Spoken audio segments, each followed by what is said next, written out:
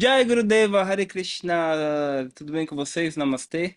Então, estamos aqui para mais um episódio dos Sábios Diálogos, hoje com um convidado mais do que muito especial.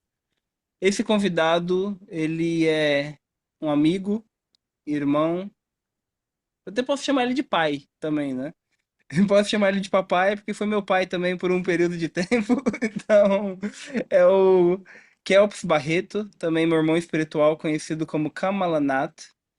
E também estamos aqui com o querido Jai Vrindavana, né? Que também eu posso chamar de tudo isso que eu coloquei. Kamalanath, obrigado pela sua participação. Ah, é um projeto novo que tanto eu quanto meu irmão Jai Vrindavana estamos iniciando, né? Os Sábios Diálogos. E um dos papéis principais desse projeto é conseguir conectar o aspecto material com a questão espiritual, fazer essa junção, né? De colocar esses dois campos no nosso dia a dia. Então, você, que é uma pessoa que tem um histórico muito lindo, tanto na vida material quanto na vida espiritual, a gente gostaria de ter hoje essa troca, esse bate-papo com você, para colocar e trazer esses pontos da sua vida que é muito interessante, né? Então, te dou as honras da palavra. Se quiser começar, Jai Shihari. Jai Gurudev Paranjoti, Jai Gurudev a, a todos aí presentes, ao seu irmão, esqueci o nome dele agora, velho. É o Jai Jai Vrindavana. Vrindavana. Não, Jai tava, né? Vrindavana. Nunca. Tava pensando em Vaikunta, tava pensando em Vaikunta, mas não era Vaikunta. Jai, Pode Jai ser, Vaikunta. chama Jai Vaikunta. Jai Vaikunta tá tudo certo. É tudo espiritual, Jai né? Gurudev Tudo espiritual. Preto, eu agradeço aí o convite, você é um irmãozão para mim. É isso, fico muito honrado e feliz com o seu sucesso aí, agora desbravando o mundo, né, junto com o Guruji, enfim, e Então, levando isso para das pessoas. E o Vrindava sempre me tirando algumas dúvidas. Eu vou lá, sou meio chato. Oi, Vrindava, me responde isso aqui e tal. Aquele carinha chato, ele sempre me ajuda. Obrigadão, vocês. Então, Mas é isso. nós que agradecemos você, porque, de certa forma, você é uma pessoa muito querida. Desde que eu te conheci, eu conheci você em Vrindavan, na Índia, né? Então, percebi que você é uma pessoa, assim, muito querida, uma pessoa muito aberta, e justamente por isso nós queríamos conversar contigo, porque essa situação, eu quero que, primeira coisa, antes de explicar sobre a situação, quero que você se apresente, como que foi a sua formação escolar, etc. E você pode falar no que você trabalha? Sim, sim, vamos lá então. Então, então, vamos dizer, da formação material, vamos dizer nesse sentido, né? Então, eu estudei em escola pública até o segundo grau, depois consegui uma bolsa na universidade privada, fiz direito, e aí tive a sorte de logo de eu terminar, eu passar no concurso de delegado de polícia, né? Então, acaba que eu tive uma certa, em termos materiais, um certo aprendizado com a vida, porque no meu segundo grau eu estudei no IFG, ou Cefet antigamente. E lá eu tive muita liberdade, e muita cobrança também. Então lá eu matava a aula para poder estudar. Então, assim, porque a gente meio que apanhava, né? Os professores não davam aula direito, cobravam uma prova muito difícil. Então, meu professor de química era doutor em química pela USP. Então, são pessoas bem gabaritadas, mas não se importavam tanto com o aluno. Não tinha lista de exercício, não tinha isso, enfim. E acabou que lá a gente, vai ser um jovem de 15 anos, né? 14, 15 anos, com essa liberdade toda. Acaba que meio que se perde, né? Então, vai uhum. conhecer sinuca, barzinho, vai jogar bola, vai sair para conversar, enfim.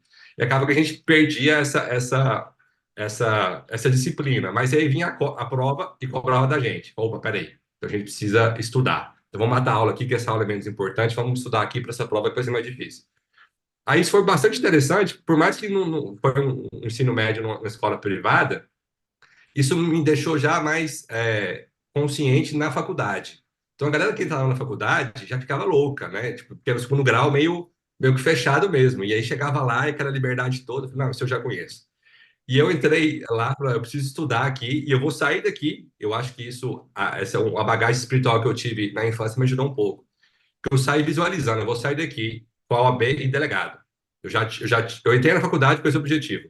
Então, tudo que eu estudava durante a faculdade já era pensando nesse objetivo meu. Acabou que eu tive sorte, sim, um pouco de esforço também, mas tive sorte, graças de Deus, de conseguir colar grau já sendo delegado de polícia. Uau. Então, basicamente, de forma material, essa é a minha trajetória até então, né? E, Kamal Ah, Nath, assim, rapidamente, tanto você quanto o Jai Vrindavana, vocês têm uma característica muito parecida, que ambos trabalham com, como que a gente chama menor, Pessoas, adolescentes. adolescentes, menores, mas tem um termo técnico, né, que é o jovem em si. Você é delegado de crimes, como que se chama? De ato menores de infracional. idade. Como? Ato infracional. Ato Isso, infracional. ato infracional. E o Jai, ele é professor. E uma das características principais que a gente vê, que no começo do Bhagavad Gita, Arjuna, ele começa a falar um dos motivos dele que ele não quer lutar no campo de batalha. E ele fala assim, olha, eu não quero lutar porque muitos desses reis que vão acabar sendo mortos, eles vão morrer e vão deixar os seus filhos, e esses filhos eles vão ser prógenes, pessoas indesejadas, porque eles não vão ter nenhum tipo de estrutura familiar. Você sabe bem que você passa já, você lida com pessoas que não têm, com crianças que não têm nenhum tipo de estrutura psicológica, e o Jai ensina eles, né? Então, ambos vocês estão muito bem conectados com isso. Deixa eu te fazer uma pergunta. Você consegue sentir uma degradação na questão da sociedade? Você consegue sentir isso no seu dia a dia? Ou você acha que isso é apenas um panorama externo? É só apenas uma questão externa de você falar assim: ah, a pessoa ela é assim porque ela quer ser assim. Sim, né? Inclusive, até o estudo que a gente está fazendo agora no meu mestrado em relação a isso, que a gente está analisando quem passou na minha delegacia e morreu de forma prematura, né? Eu estou fazendo essa investigação e até já é um dado estatístico, assim. Pode dizer que 25% dos que morreram, seria uma quantidade bem pequena, tem uma família estruturada. Vamos dizer assim, a maioria, família desestruturada, o pai é ausente na grande maioria dos casos, e às vezes nem mora com a mãe enfim, com o pai ausente geralmente, né? Mas às vezes mora com a mãe, vai morar com parentes. Então, um fato realmente relevante. Lógico que o meu estudo é só voltado para o público que passa lá, então a gente teria que analisar como que é toda a sociedade em si, né? Mas é um dado que faz bastante referência. Quando a gente tem essa ausência da figura paterna, ou ausência de uma família estruturada, isso vai repercutir, de certo modo, né, nesse futuro dessa criança, desse adolescente. É um dado que realmente faz bastante sentido, né? É interessante que, para quem não sabe, eu trabalhei na FEBEM, antiga FEBEM em São Paulo, como agente. Então acontece que eu percebia, na época que estava trabalhando ali, que a pessoa ela tem uma situação totalmente desestruturada. Aí acontece que ela fica lá na FEBEM, que é só um local para esconder, porque de certa forma não educa. Ali você tem certas situações onde os adolescentes eles recebem algum tipo de violência, tanto que nós chamamos de seguro. Tem pessoa que fica ali no seguro. E depois quando ele sai, ele passa a noite sem dormir, fica acordado a noite toda. E ele sai e pouco tempo depois ele volta para aquela mesma situação e volta a roubar. Porque você acredita que existe, que é óbvio, né? Mas eu queria que você comentasse sobre essa falta de cuidado do Estado com a situação da pessoa antes, porque você só esconder o adolescente por 3 anos não resolve o problema, né? Sim, sim. É um dado. A gente vê muito essa questão da reincidência, né? Da falta de cuidado.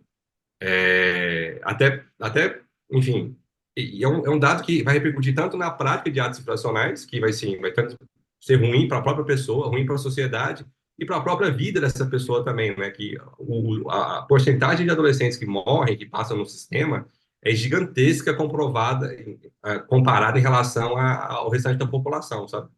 Então, realmente necessita mais de um cuidado especial, seja na relação na escola, né, na própria escola, prevenir a evasão escolar, que a gente via lá em relação a isso, os adolescentes que são envolvidos em artes profissionais, a maioria não continuam a estudar, né? Então, acaba que a escola é um ambiente que pode, você sabe disso melhor do que eu, né? Que pode conduzir, criar essa moral, criar essa conduta bem material mesmo, mas é algo que vai conseguir a pessoa não machucar o outro, não prejudicar ele mesmo, né? Sair até desse estado de sofrimento que ele não sabe que está sofrendo e começa a reverberar isso em atos, em drogas, enfim, tudo mais.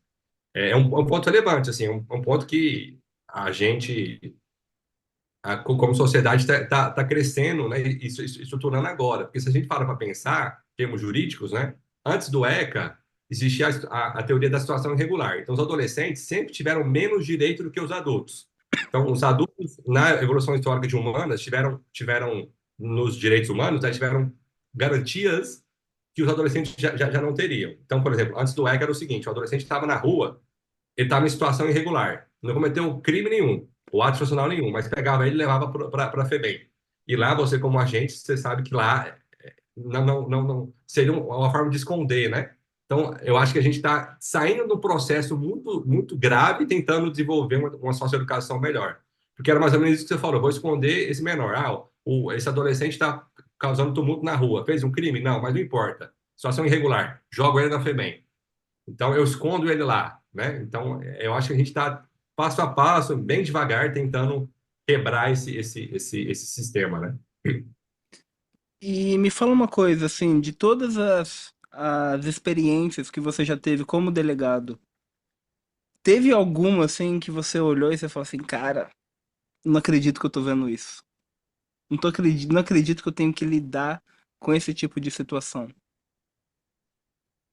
Tem casos bem graves, assim, vou tentar forçar a memória aqui para lembrar algum, mas ah, já teve casos de, enfim, crimes bárbaros envolvendo adolescentes, de adolescentes com 15 anos, com 7 homicídios, já, enfim, envolvendo com organização criminosa e tal. Então, assim, sabe quando você vai conversar com a pessoa, eu tive que sair, inclusive, nesse dia, foi em outra cidade, eu saí e fui para a igreja. Assim, eu vou para a igreja porque foi um negócio tão pesado, sabe? Você conhece isso.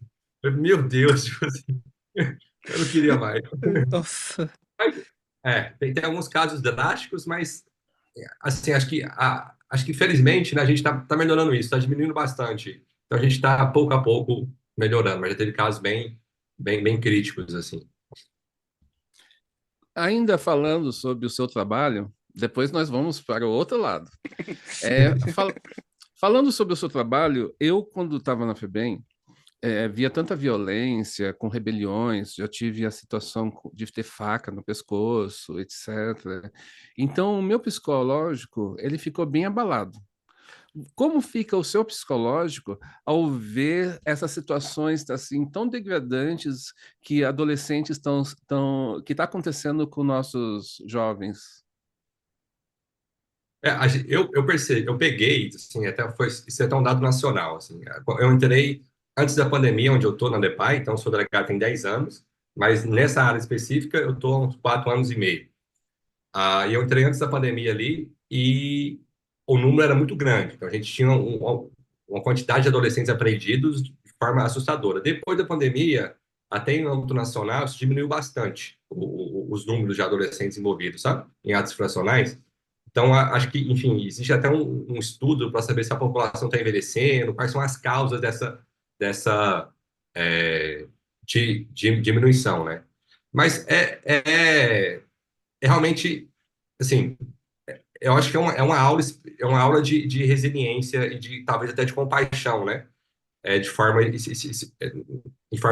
espiritual, né? Porque são situações bem complicadas. Eu até gosto de falar isso quando eu dou aula na polícia, porque a polícia torna a gente um pouco humano, né? Então a gente está, às vezes, reclamando da vida, mas aí você vai lá para a delegacia e vê, meu Deus, você fica com vergonha de reclamar da sua vida. Situações tão tristes, duras de família, sabe? Que às vezes não tem condição de pegar uma passagem de ônibus, sabe?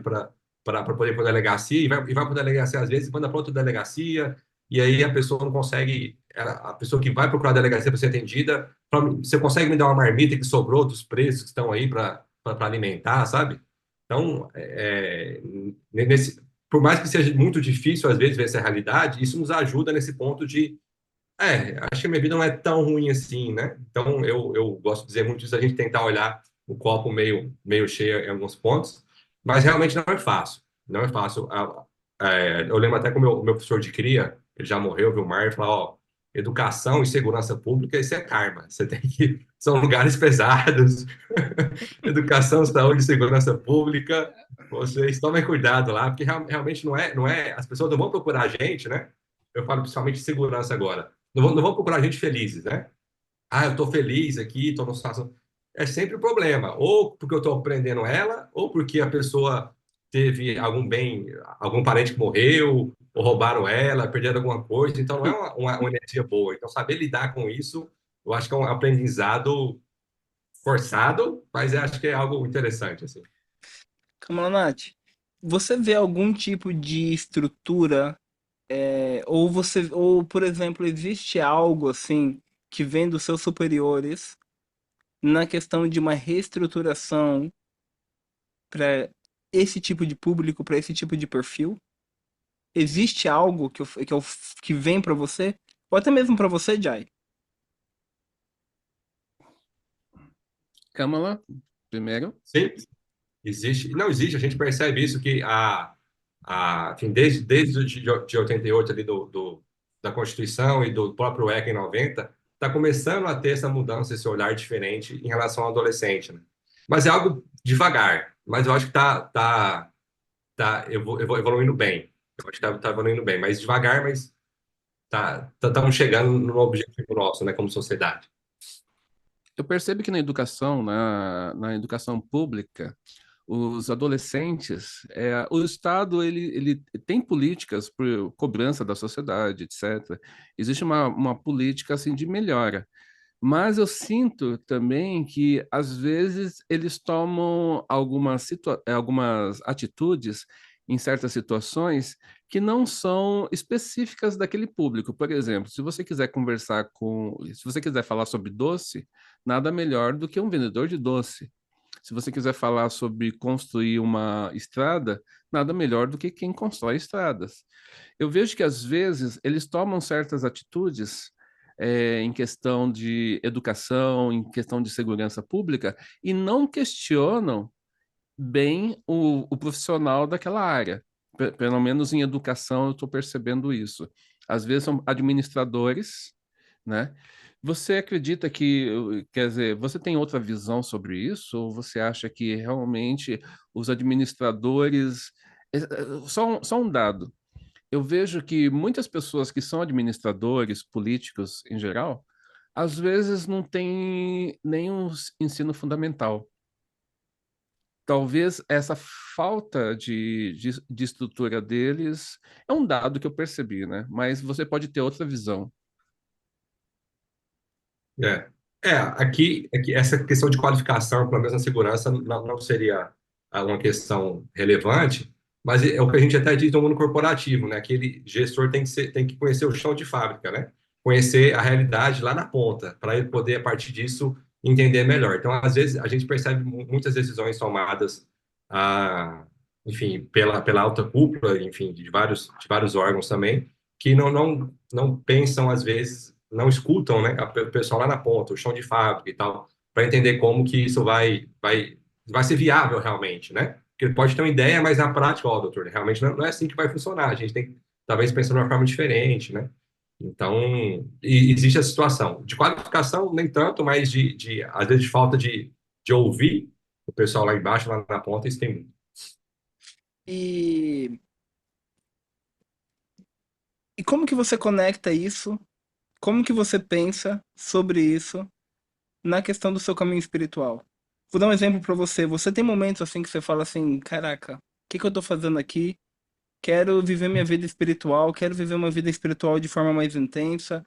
Por que que eu tenho que ficar lidando com tráficos, com homicídio, com esse lado tão extremo, sendo que eu poderia, sei lá. estar ensinando Atma Kriya Yoga, eu poderia estar vivendo minha vida de uma forma mais espiritual. E você passa por essas panes, esses burnout, esses momentos assim que Já, você fala assim, cara, já tive muito, e principalmente depois que eu fiz cirurgia, né?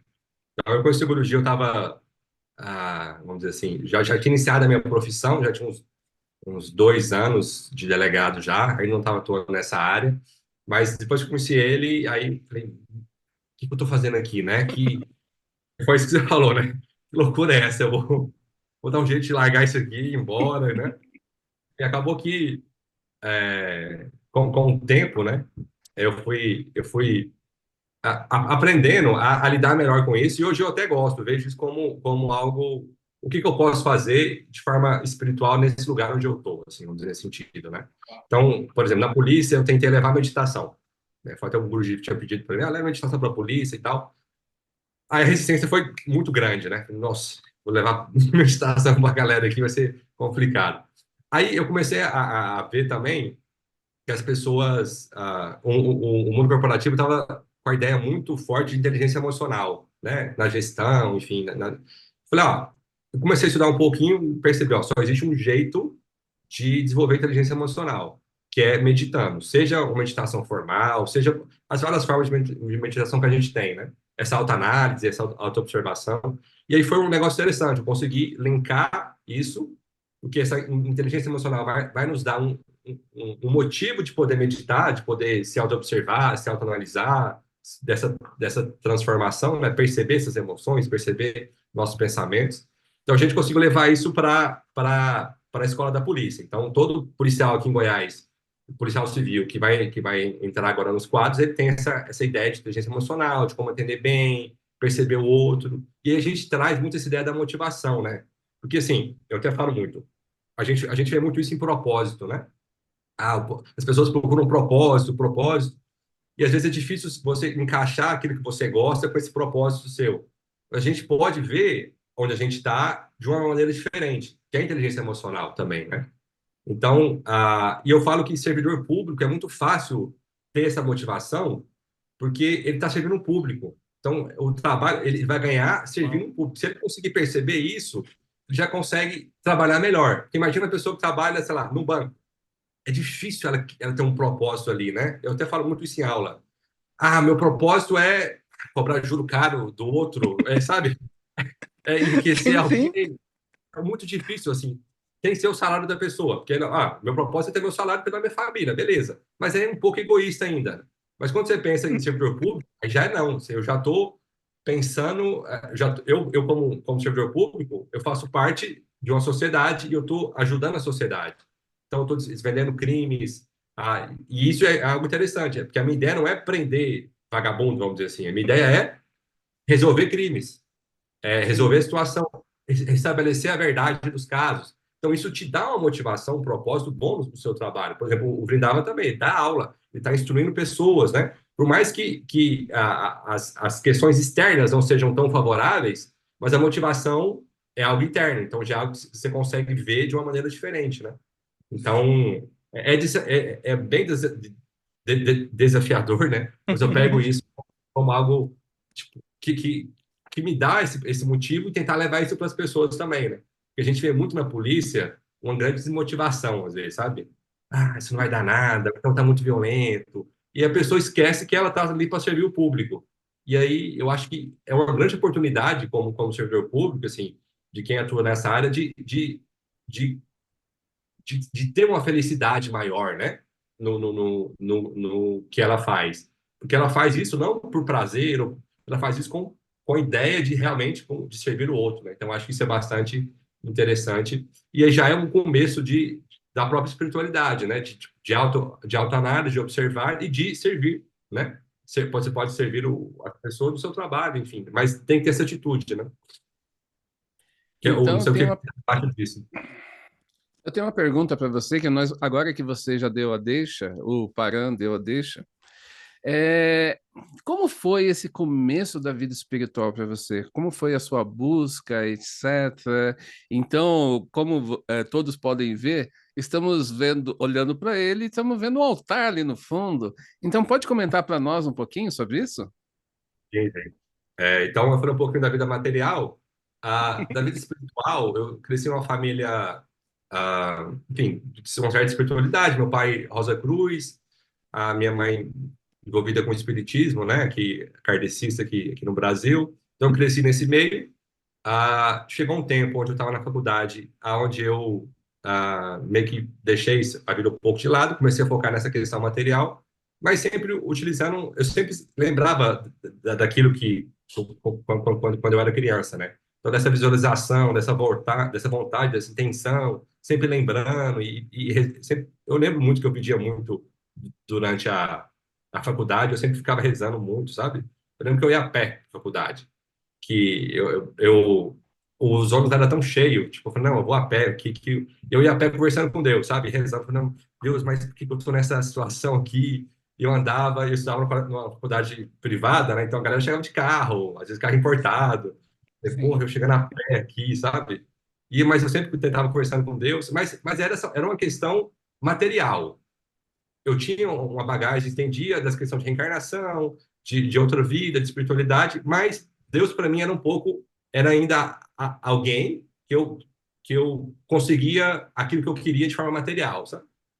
E enfim, passei para delegado e aí a espiritualidade ficou totalmente de lado assim no início, foi bastante, vamos dizer, aquela fase negra da vida, vamos dizer assim. E aí eu conheci o Guruji. E aí o Guruji me despertou a, a ideia de buscar a Deus por ele, sem querer nada em troca de Deus, sabe?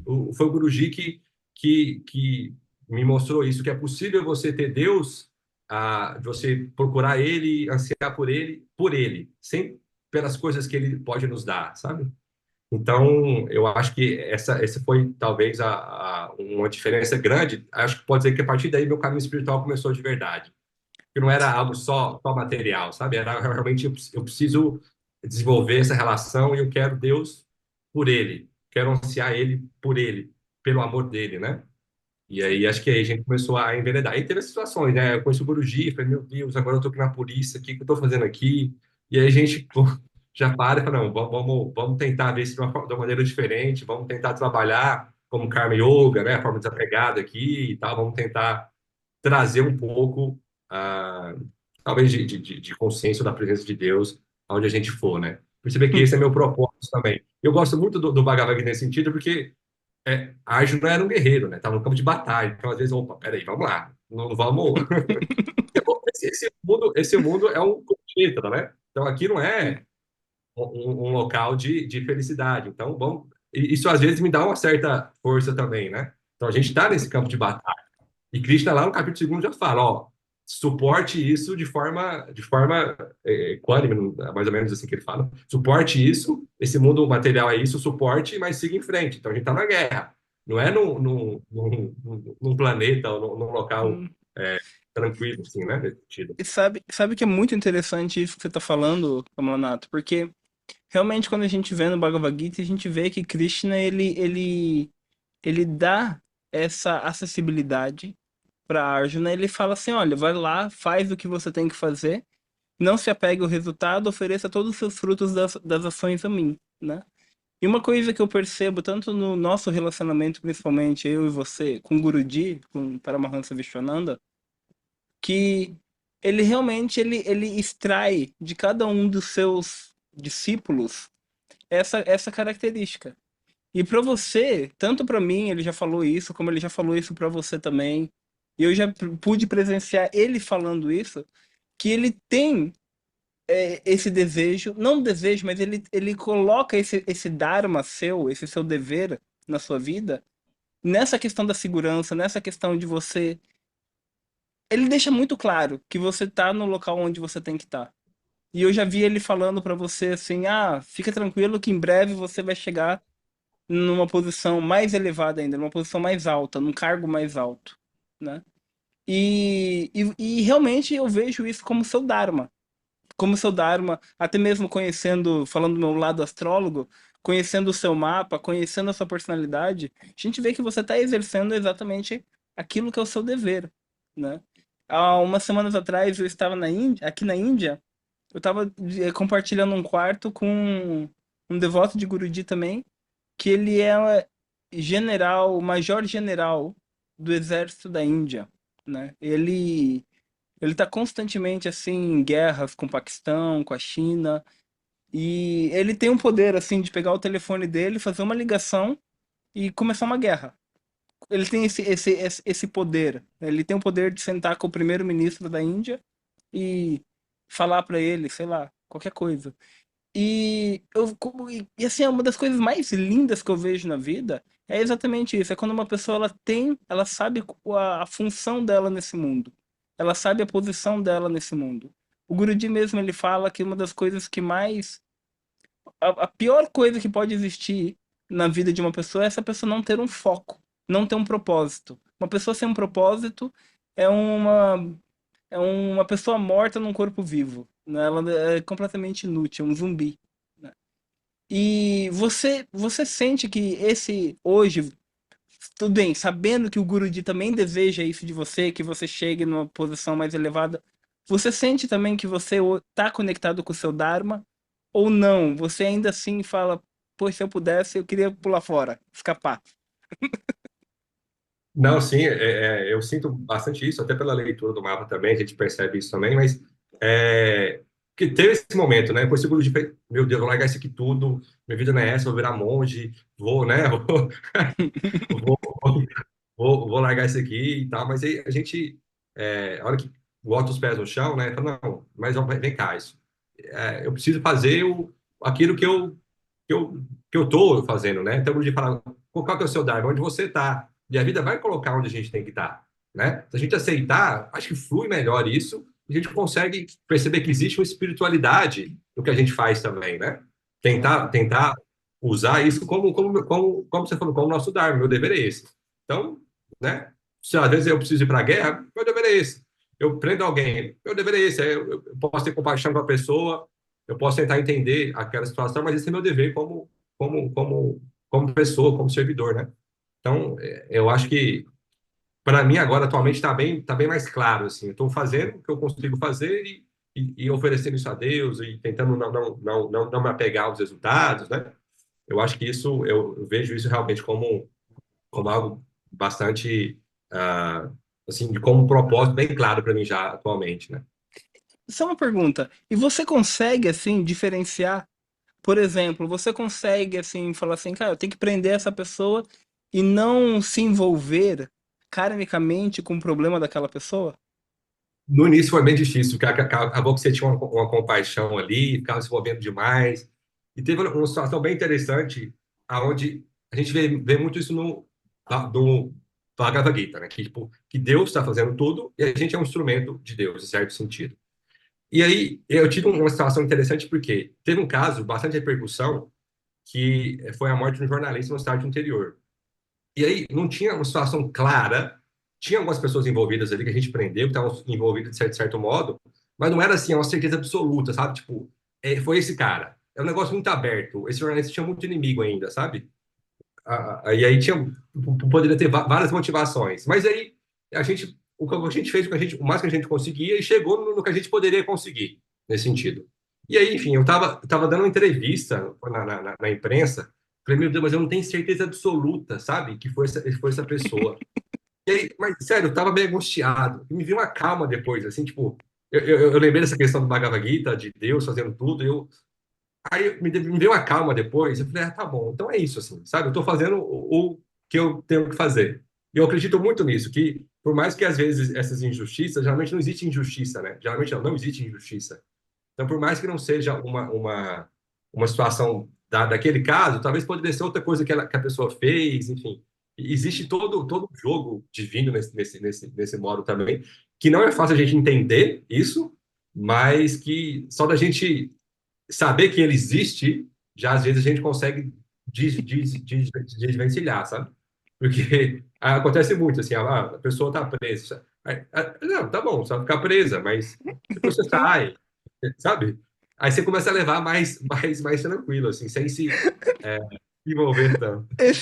O Jai, o Jai, tô lembrando uma do Jai, que quando uma vez eu cheguei, contar uma do Jai, eu tinha uns 12, 13 anos de idade, eu chego da escola, assim, e tá o Jai sentado na frente da televisão, assim, mas com a cara baixa, assim, uma depressão nele. Aí eu falei assim, ei, Jai, tá tudo bem? E na época ele trabalhava na casa de detenção pra crianças infratores, né? Aí ele falou assim, hoje teve um delinquente lá que aprontou um negócio e eu tive que dar uma correção nele. Então eu vi o quanto que ele tava emocionalmente abalado, porque, desculpa a palavra, YouTube, porque ele teve que dar uma lição no, no, no, no delinquente naquele dia. E o quanto que ele tava afetado. Você lembra disso, Jai? Você lembra? Ou você conseguiu deletar essa parte de você? Como diz Ah, o eu Pablo lembro. Marçal, ele instalou um chip aí que... Eu lembro. Mas deixa eu entrar em justamente numa história parecida. Aí já vai vir a minha pergunta sobre isso. Acontecia que eu sempre, nunca fui negligente, por exemplo, eu sempre cantei minha japa, né? Eu cantava minha japa e às vezes eu cantava ali, às vezes você só estava observando o corredor. Eu falo assim, poxa, para que você agir de forma inútil, né? Deixa eu cantar minha japa aqui mesmo. Aí passavam os adolescentes e perguntavam assim: e aí, senhor, o que você está fazendo? Aí eu falava assim: estou aqui cantando para Deus. Oh, legal, senhor, ensina a gente aí. Aí eu ensinava, beleza. Aí vinha outro, acontecia a mesma situação. Teve um dia que eu cheguei lá e eu vi uma fumaça. E já começa a vir uma dor no estômago, aquela situação periclitante, fala assim, meu Deus, tá tendo rebelião. Quando eu cheguei na frente da unidade, o choque estava lá, batendo, batendo assim, nós vamos entrar, vamos entrar. E nisso o pessoal estava em cima do telhado e tava falando, se alguém entrar, a gente vai matar, essas coisas. Só que quando eles me viram que eu cheguei, ele falou assim, e aí, pessoal? É o seu Jai lá! É o seu Jai! Aí começaram em cima do telhado. Hare Krishna, Krishna Krishna, né? E começaram a cantar. Aí os policiais que estavam batendo, parecia uma música Com junto. Kirtana, né? Com Eu Kirtana. quieto, né? E todo mundo começou a olhar para mim. Eu comecei a ficar com vergonha da situação. Eu falei, nossa. Então, a minha pergunta é: você já teve, assim, pelo seu posicionamento espiritual, etc., porque imagino que você, com Guruji, você aprenda a ser uma pessoa mais compassiva, você aprenda sobre espiritualidade, e nessas situações, assim, você já ficou em saia justa? Você fala saia justa de tomar No, no, se- alguma atitude mais drástica? Por exemplo, na saia justa, porque, não, no lado de vista, porque você é uma pessoa compassiva, uma pessoa espiritualizada, etc. Então você fala assim, poxa, então podemos agir de tal forma, não precisa apertar a algema, a ponto que, para quem não sabe, a algema ela pode até machucar bastante se a pessoa, se o profissional não apertar no nível. Então aí você pega e fala assim, não, não, ele é um caso assim um caso suave e então nós pode encaminhar ele para a delegacia, mas alguém já pegou e já te criticou por você ser uma pessoa compassiva?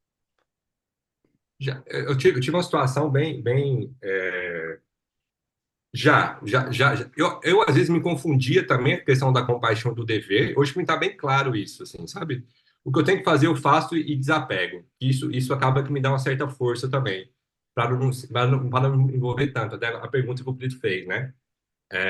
Enfim, às vezes é uma situação ali que se você conhece aquela situação da família, fala, ó, o que eu posso fazer é isso, então você fez isso, como consequência você vai ter isso, não é nada pessoal e tento desapegar. Isso me leva isso me deixa mais forte nesse sentido. Mas teve uma situação e não foi algo e não foi algo que eu fiz, assim, ilegal, né? Tem uma situação onde a polícia prendeu drogas na casa de um menor. E esse menor não estava lá, estava só o outro irmão dele. E a polícia pegou lá e prendeu tudo. E tinha um dinheiro que ele estava trabalhando e apreendeu também. E o irmão dele, esse menor que estava com drogas, realmente estava foragido, não estava lá. O irmão dele morava com ele e falou: Ó, quem mexe com droga é meu irmão, eu já mexi com isso também, mas agora estou trabalhando e tal. O dinheiro aqui é que eu estou trabalhando vendendo coisa no sinal. E aí, se puder me devolver ele, porque é o que eu tenho, eu vivo disso, né? Aí eu vi realmente aquela situação, e aí eu falei: Não, eu vou devolver, porque eu acreditei nele. Tipo, não tinha sentido de eu segurar aquele dinheiro. E aí eu fui criticado nisso aí. Ah, doutor, você é mala, né? Não sei o que. Eu falei: Não, a decisão é minha, é isso, tomei. Esse cara, esse jovem que eu liberei a grana, ele trabalha no sinal aqui perto de casa. Enfim, ele vende coisas e tal. Toda vez que ele me vê, ele me agradece tanto por conta disso, sabe? Tipo, doutor, muito obrigado e tal, me cumprimenta. Eu vou lá, sempre compro a balinha dele, pago um pouquinho a mais, enfim. Mas foi uma situação que eu fiz de ser compaixão, de ter uma compaixão, mas não contra de forma legalidade, né? Se fosse ele, eu ia aprender e tal, não tinha o que fazer. Depois ele resolvia mais para frente. Mas nesse caso, onde eu pude ter essa maleabilidade, eu fui criticado, mas a hora que a gratidão dele, sabe? Ver que ele realmente não está se envolvendo com crime, está realmente trabalhando, tentando crescer, desenvolver. Então, isso para mim foi assim, sensacional, essa experiência, sabe? De poder. E ele tem uma gratidão por mim que é algo assim. E, só você vendo, sabe? O jeito que ele me trata em relação a isso. Mas é uma coisa que não foi algo que eu fiz, sabe? Corrupção, não foi nada disso. Foi só, não, realmente não tem sentido eu prejudicar ele, né? Porque acontece muito isso. Vamos ferrar a vida do mala, né? Vamos tentar.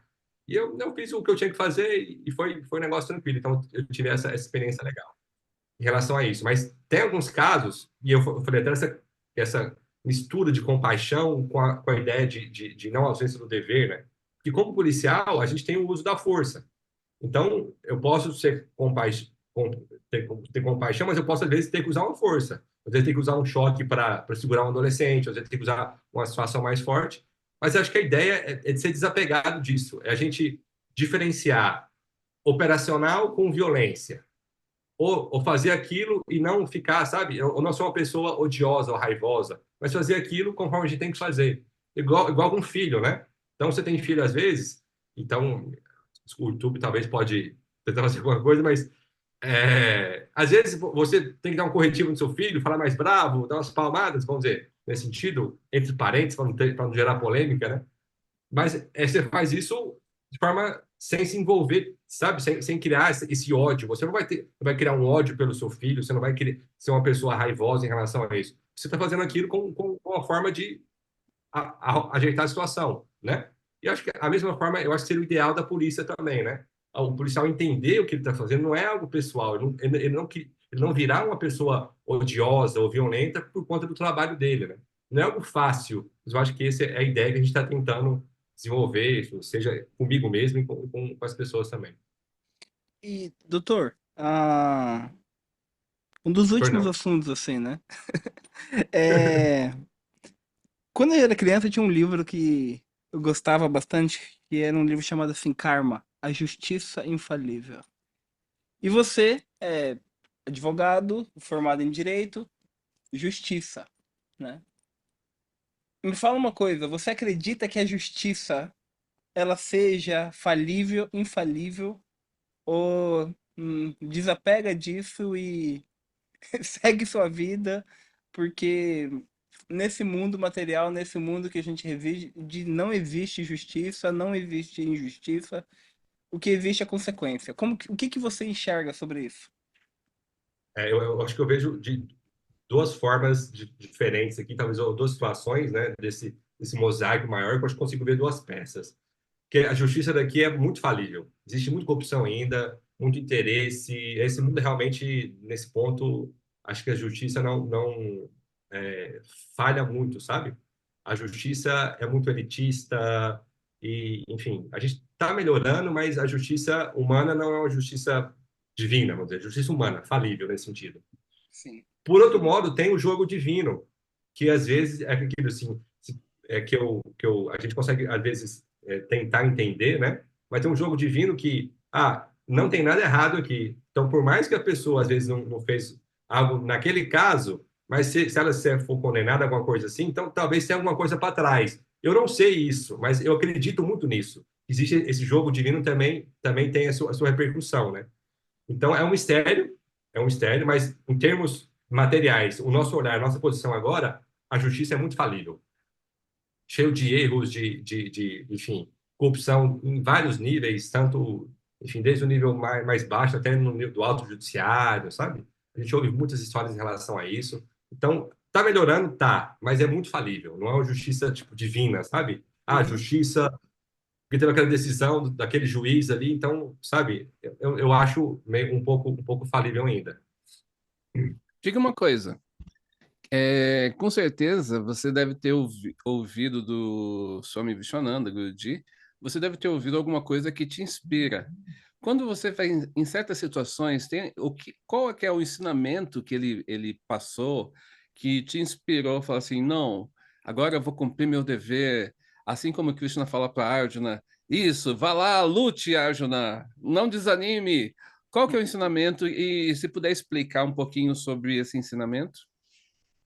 É o que o Guruji fala realmente dessa invocação de Krishna para Arjuna, né?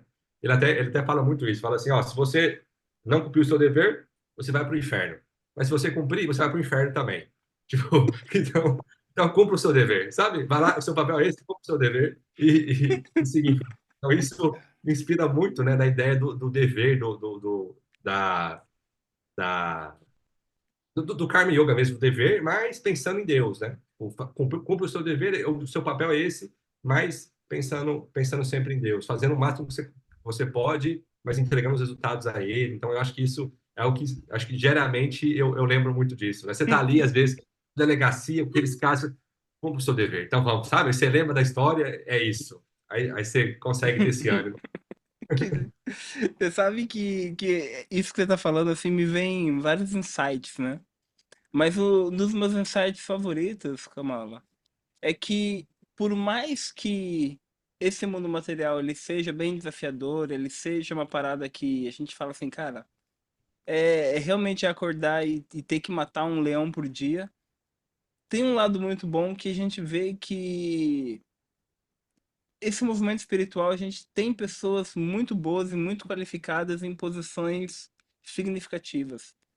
E você acaba se tornando também uma referência para a comunidade de devotos de que, olha, você pode ser devoto, você pode praticar seu Atma Kriya Yoga, você pode cantar sua japa, você pode fazer seu puja, você pode também trabalhar, ser um policial, um delegado, um médico e exercer essa função e amar a Deus e de forma independente, né? De forma prática, de forma sincera, verdadeira.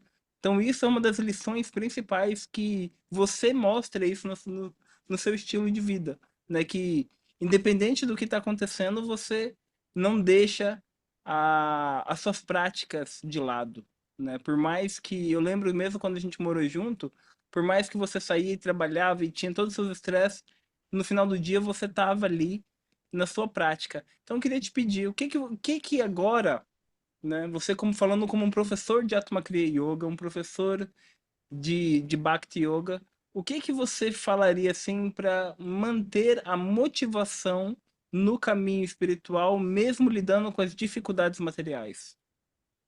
Né? E aí, só antes de chegar nisso, só falando, por exemplo, que o tanto que o Ashman queria me ajuda, né? Então, a hora que Uhum. eu consigo chegar mais cedo na delegacia, fechar a porta, fazer lá 15 minutinhos de prática, né? Fazer uma oração, meu dia é outro.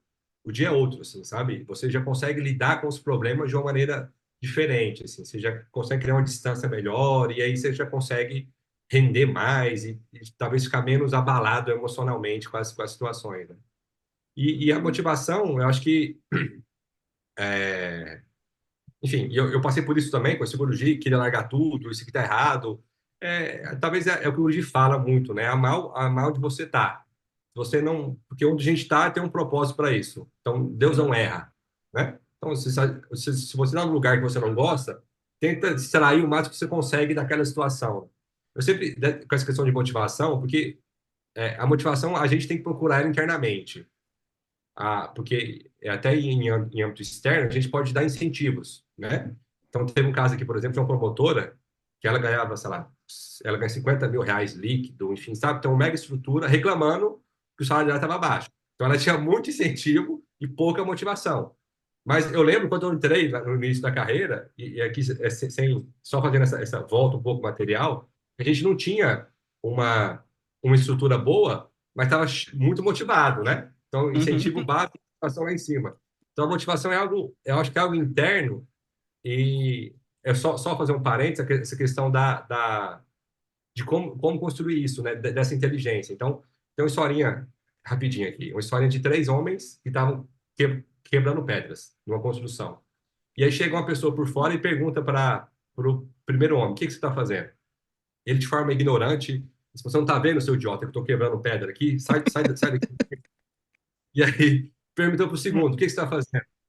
Não, eu estou ajudando o rapaz ali, enfim, a construir um negócio ali para ele. Beleza. E perguntou para o terceiro: o que você está fazendo? Não, estou construindo uma igreja, quebrando pedra. Então eles estão fazendo a mesma ação de quebrar pedra. Mas eu acho que o primeiro está infeliz, com um pouco bem-estar e não está vivendo, talvez, de forma bem, alegre, né? E o terceiro, acho que está vivendo melhor. Isso, eu acho que a ideia dessa motivação tem que ser o modo como você vê isso, sabe? Eu me espelho muito em alguns devotos a Hare Krishna que eu conheci, e toda situação ruim que acontecia, falava assim, mas Krishna está me ajudando, porque meu karma era muito pior e eu tô vendo a situação mais leve possível. Então, ele tá sempre lembrando de Deus e sempre criando essa relação com Deus também, e sempre motivando eles a lidarem com essas situações difíceis, né? E aí assim, já respondendo a sua pergunta, eu sempre falo muito que o Guruji, eu sempre recordo muito o que o Guruji fala, né? Ame o seu dever agora, ame o que você está fazendo. E tentar ver naquela situação o copo meio cheio, né? Como você tinha falado já algumas vezes. Vamos tentar ver o copo meio cheio aqui, e aí, sabe? E a motivação é algo que, tem um amigo meu que sempre falou, é algo que a gente tem que tomar, é igual banho, a gente tem que tomar todo dia. Então, você está ali para baixo, para um pouco, relembra o seu propósito, qual é o seu objetivo? Esse mundo é de sofrimento, mas o que eu preciso fazer aqui? Sabe? Eu acho que são pontos interessantes. Relembrar sempre e aceitar onde você está. Legal, legal. Mas eu tenho uma pergunta final para você. Na verdade, eu queria que você comentasse, assim, deixasse uma mensagem para as pessoas que estão vendo você e sabe que talvez o seu serviço não é um dos serviços mais fáceis, porque a maioria das pessoas realmente não chega positivamente, ninguém chega com flores, chega com pepinos. Então, qual que é a mensagem assim que você pode passar para essas pessoas? Falar assim, poxa, olha, tente tananã. Talvez, talvez o que a gente estava falando, né? Tente olhar a situação com um copo meio cheio, sabe? Não meio vazio. Tentar. Porque o próprio Cristo ensina isso no Bhagavad Gita, né? Então, o Guruji fala muito disso. Então, onde tem bom, tem o mal também, né? Enfim, né? Esse mundo é relativo, é dual, né? Então, tentar perceber essa impermanência e ver aquilo de uma maneira mais positiva, né? Para criar motivação. Aceitar também onde você está e tentar encontrar um propósito, uma motivação para aquilo que você faz. Eu acho que isso é o mais importante. E ter essa inteligência também, né? Então a pessoa vai chegar, às vezes, com dois abacaxis para mim. Vamos tentar resolver aquela situação, né? Porque é o que eu sempre falo, assim. A regra de ouro da inteligência emocional é perceber que o outro não tem inteligência emocional. Porque se eu esperar que o outro tenha inteligência emocional, aí eu vou voltar naquele limite, eu vou começar a criar expectativa, vou criar raiva, vou responder. Agora, quando eu percebo que o outro não tem, eu parto dessa premissa, então eu já consigo até aceitar ele falar algo comigo às vezes, ele está com esse pepino, eu vou tentar conduzir isso de uma maneira diferente. Eu acho que isso seria uma regra importante da gente lidar com essas pessoas, e a motivação é sempre recordar isso, enfim, recordar o seu propósito e ver isso com o copo sempre meio cheio, porque onde existe o bom, existe o ruim também, né? Tem o preto, vai ter o branco. Então, essa dualidade, perceber isso e tentar enxergar com esse copo meio cheio sempre, para a gente lidar melhor com esse mundo material, né? Porque realmente, como o Brito e vocês falaram, não é algo fácil assim. Mas a gente pode conduzir isso de uma maneira menos pior, vamos dizer assim, nesse sentido, né? No mundo material. E acho que, e por fim, é Deus, né? Eu acho que sempre lembrar muito de Krishna, de Narayana, de Deus, que é onde a gente é o nosso objetivo, o nosso propósito, né? Então, se é por isso que eu estou aqui nesse mundo, eu estou sofrendo, suponho que eu estou numa situação bem difícil, mas se é por você, se você quer isso para mim, então eu vou fazer. Porque eu sei que o meu dia com você vai chegar. Então, se eu preciso passar por isso, passarei como Arjuna, como guerreiro, né? Como alguém cumprindo o seu dever, né? Conforme o próprio Krishna ensinou para ele. Então, acho que isso são alguns pontos que a gente pode tentar desenvolver no dia a dia. Perfeito. Perfeito. Muito obrigado, Kamalanato. Eu Eu que acho que agradeço. você passou muito, de forma muito sábia a posição de um kshatriya, a posição de um guerreiro, né? E é muito bonito saber que você tá, a maneira como que você vem guiando, a maneira como você vem demonstrando e você oferecendo os frutos dos seus resultados é muito lindo, né? Para quem não sabe, o Kamalanata, ele é, vamos dizer assim, ele é uma parte do tempo ele é marido, pai de família, no outro momento ele é o delegado, mas ele também tem ele também é o líder, né, de um templo chamado Bhakti Sangha, que é uma, vamos dizer assim, um galho da Bhakti Marga em Goiânia, onde todas as quintas-feiras, ou quinta-feiras, né? Todas as Sim, quintas-feiras eles têm rodas de Om Chanting, onde ele ensina a Kriya Yoga, tem os pujas, as comemorações, celebrações. Recentemente eu estive em Goiânia e celebramos juntos o Mahashivaratri, que foi um sucesso, foi lindo.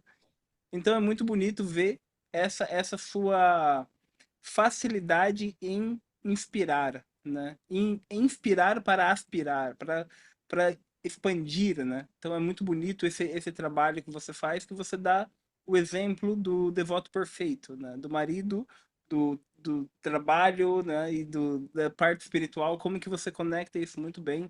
Parabéns, parabéns mesmo, de coração. E é isso. Muito obrigado por ter aceitado o convite. É uma honra pra gente ter você aqui. Muito obrigado, Jai. Quer falar alguma coisa, Jai? Quer encerrar? En- Então, eu queria agradecer ao Kamalanata mais uma vez. Para quem não conhece, ele é um doce de pessoa. Um docinho de coco? Eu... Um doce de coco, Um docinho de né? pequi? Tem doce de pequi? É. Pamonha. Uma E pamonha. agradeço muito a presença dele, passar essa experiência vívida e a prática. E eu queria comentar, como sempre, que nós estamos fazendo cursos, etc. Aqui na descrição nós temos o curso de mantras. Em breve teremos curso do Bhagavad Gita também. E você é só entrar em contato conosco, que nós mandaremos todas as informações. Se você quiser ajudar no nosso programa aqui, tem o QR Code. Por favor, se você não puder ajudar, coloca um joinha, já está ótimo. Nós vamos ficar muito felizes com isso, tá bom? E se você tem perguntas, comente aqui embaixo, pois isso pode gerar o próximo episódio, tá bom? Muito obrigado, Hare Krishna, Jai Gurudev. Jai Gurudeva. Obrigado, gente. Obrigado. Jai Gurudeva.